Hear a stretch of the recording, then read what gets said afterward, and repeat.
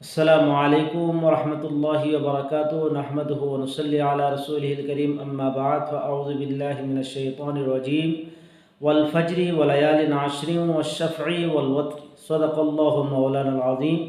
সুপ্রিয় দিনী ভাই বন্ধুরা, আল্লাহ পাকের দরবারে অসংখ্য অগণিত শুকর এবং সুজুদ যে আল্লাহ রাব্বুল আলামিন আমাদেরকে সত্য দ্বীনের অনুসারী বানিয়েছেন। সম্মানিত দিনী ভাই বন্ধুরা, আল্লাহ পাক রব্বুল আলামিন কোরআনে পাকে 12টি মাসের ভিতরে যে 4টি মাসকে সম্মানিত ঘোষণা করেছেন তার মধ্যে অন্যতম হল জিলহজ মাস। এই মাসে যেহেতু আল্লাহ পাক রব্বুল আলামিনের তার ঘর পবিত্র বাইতুল্লাহর জিয়ারতের উদ্দেশ্যে পৃথিবীর লক্ষ লক্ষ আল্লাহর বিশেষ মেহমানগণ আল্লাহর কাছে উপস্থিত হন, সেই হিসাবে এই মাসের প্রথম দশক অতীব গুরুত্বপূর্ণ। এই দশকের বিভিন্ন আমল যেরকমভাবে নবী সাল্লাল্লাহু আলাইহি সাল্লাম হাদিসের মাধ্যমে তিনি ইরশাদ করেছেন, আল্লাহ পাক রব্বুল আলামিন এই প্রথম দশকের তথা জিলহজের প্রথম দশকের ফজিলত সম্পর্কেও কোরআনে পাকে আয়াতের ভিতরে উল্লেখ করেছেন। আল্লাহ পাক রব্বুল আলামিন সূরাতুল ফজর, যেখানে আল্লাহ তাআলা বলেন ওয়াল ফাজরি ওয়া লায়ালিন আশর ওয়াশ শাফঈ ওয়াল ওয়াতরি, এখানে ওয়া লায়ালিন আশর সমস্ত মুফাসসিরে কেরামের তাদের ঐকমত্য রায় হলো যে আল্লাহ পাক রব্বুল আলামিন এখানে ওই 10 রাত্রির কসম খেয়ে বর্ণনা করেছেন, কসম খেয়েছেন তথা জিলহজের প্রথম দশককেই বোঝানো হয়েছে। এই জন্য এই প্রথম দশকে যেহেতু বিভিন্ন আমল আল্লাহ পাক রব্বুল আলামিন আমাদের জন্য নির্ধারিত করেছেন, সেই হিসাবে এই দশকের গুরুত্ব এবং তাৎপর্য অনেক বেশি। হাদিসে নবী সাল্লাল্লাহু আলাইহি সাল্লাম এই দশকের গুরুত্ব তাৎপর্য বর্ণনা করেছেন। তো ধারাবাহিকভাবে আমরা যদি লক্ষ্য করি এ ব্যাপারে নবী সাল্লাল্লাহু আলাইহি ওয়াসাল্লাম একটা হাদিস হযরত আব্দুল্লাহ ইবনে আব্বাস রাদিয়াল্লাহু তাআলা আনহু থেকে তিনি বলেন, মা মিন আইয়ামিল আমালিস সালিহ ফিহা আহাব্বু ইলাল্লাহি মিন হাযিহিল আইয়াম ইয়ানি আইয়ামিল আশর। ক্বালু ইয়া রাসূলুল্লাহ ওয়াল জিহাদ ফি সাবিলিল্লাহ। আব্দুল্লাহ ইবনে আব্বাস রাদিয়াল্লাহু তাআলা আনহুদের riwayat থেকেও একথা বর্ণিত যে আল্লাহর কাছে সবথেকে পছন্দনীয় আমল হলো এই 10 রাত্রির ভিতরে তথা 10 দিন জিলহজের প্রথম দশকের কথা।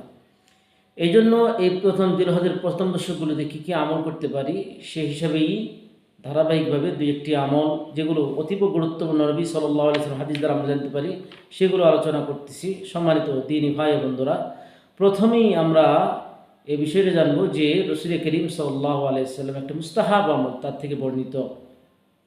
প্রিয় নবী সাল্লাল্লাহু আলাইহি ওয়াসাল্লাম বলেন যে যে কুরবানিদাতা যে কুরবানি করবে তার জন্য জিলহজ্জের এই যেরকমভাবে হাজী সাহেবগণ ইহরাম বাঁধার পরে তাদের সব কিছু বিশেষ করে নখ চুল এগুলো কর্তন করা নিষিদ্ধ হয়ে যায় ইহরাম বাঁধার পরে, তেমনিভাবে আল্লাহ পাক রব্বুল আলামিন যেহেতু যাদের উপর ওয়াসাত দিয়েছেন কুরবানি করার জন্য, প্রিয় নবী সাল্লাল্লাহু আলাইহি ওয়াসাল্লাম একটা হাদিস দ্বারা জানা যায় যে যে ব্যক্তি কুরবানি করবে তাহলে এই কুরবানি উপলক্ষে তথা যে কুরবানিদাতা সেও এমনিভাবে তার চোখ এবং নখ চুল এগুলো সে কাটা থেকে বিরত থাকবে তথা জিলহজের শুরুর আগেই এগুলো সেরে ফেলবে, এরপরে কোরবানির পরে এগুলো কাটবে। তো এটা আল্লাহ রসুলের একটা বড় সুন্নাহ, সেই হিসাবে কোরবানিদাতা করে আমল করতে পারে। সেই সাথে অন্য হাদিসগুলো দ্বারা বোঝা যায় যে শুধুমাত্র কোরবানিদাতা নয় বরং যে কেউ এই আমলটা করতে পারে, তবে কোরবানিদাতা চাইলে এই মুস্তাহাব আমলটা সওয়াবের নিয়ত করতে পারে। নবী সাল্লাল্লাহু আলাইহি হাদিস হযরত উম্মে সালামা রাদিয়াল্লাহু তাআলা থেকে আন্না নবী সাল্লাল্লাহু আলাইহি ওয়াসাল্লাম قال ইযা রাআইতুম হিলাল যিল হজ্জা, তোমরা যখন জিলহজের চাঁদ দেখবে, ওয়া আরাদা আহাদুকুম আন ইউদাহিয়া ফালইউমসিক আন শারিহি ওয়া আসফারিহি, আর তোমাদের কেউ যদি কুরবানি করতে চায় তাহলে চুল নখ এগুলো থেকে সে বিরত থাকবে, অর্থাৎ এগুলো কাটবে না। মুসলিম শরীফের হাদিস। সম্মানিত দ্বীনী ভাইদের আরেকটা আমল হলো প্রিয় নবী সাল্লাল্লাহু আলাইহি ওয়াসাল্লাম এই দিনগুলিতে বেশি বেশি জিকির এবং বেশি বেশি সুবহানাল্লাহ, আলহামদুলিল্লাহ, আল্লাহু আকবার, তাকবীর এগুলো বেশি বেশি করতে হাদিসে ইরশাদ করেছেন। যেহেতু ফজিলতপূর্ণ দিনগুলো এই জন্য বেশি বেশি আল্লাহ তাআলাকে স্মরণ করা দরকার। আব্দুল্লাহ ইবনে ওমর রাদিয়াল্লাহু তাআলা আনহু থেকে আনিন নবী সাল্লাল্লাহু আলাইহি ওয়াসাল্লাম قال ما من ايام اعظم عند الله ولا احب الى الله العمل اليه العمل فيهن من هذه الايام العشر فاكثروا فيهن من التهليل والتكبير والتحميد। নবী সাল্লাল্লাহু আলাইহি ওয়াসাল্লাম বলেন যে এই দিনগুলোকে আল্লাহর কাছে বেশি প্রিয়, এই দিনগুলোর ভিতরে আমল করা, সেই হিসেবে তোমরা বেশি বেশি লা ইলাহা ইল্লাল্লাহ, আল্লাহু আকবার, আলহামদুলিল্লাহ, সুবহানাল্লাহ এগুলো বেশি বেশি তোমরা বলতে থাকো। এরপর আরেকটা আমল হলো যে ধারাবাহিক 9 দিন রোজা রাখা। এটাও আল্লাহ রসুলের সুন্নাহ, কেউ চাইলে রাখতে পারে। বিশেষ করে আরাফার দিন তথা নবী সাল্লাল্লাহু আলাইহি ওয়াসাল্লাম হাদিস আন কাদাদা রাদিয়াল্লাহু তাআলা আন, প্রিয় নবী সাল্লাল্লাহু আলাইহি ওয়াসাল্লাম ইরশাদ করেছেন, সিয়ামু ইয়ামে আরাফা, আরাফার এই দিনের রোজা অর্থাৎ জিলহজের 9 তারিখের রোজা, আহতাসিবু আলাল্লাহি আইয়ুকাফিরা সানাতাল্লাতী ক্বাবলাহু ওয়াস সানাতাল্লাতী বা'দাহু, প্রিয় নবী বলেন, আমি আশা রাখি আল্লাহর কাছে আল্লাহ রাব্বুল আলামিন এক দিনের বরকতে আল্লাহ তাআলা পিছনের এবং সামনের এক বছরের গুনাহ আল্লাহ তাআলা ক্ষমা করে দিবেন। সুবহানাল্লাহ বিহামদি।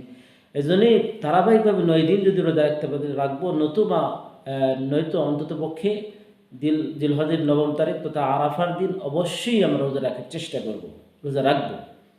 সম্মানিত দিনী ভাই বোনেরা, এই 10 দিনের সবথেকে গুরুত্বপূর্ণ আমল হলো হজ্জে বাইতুল্লাহ।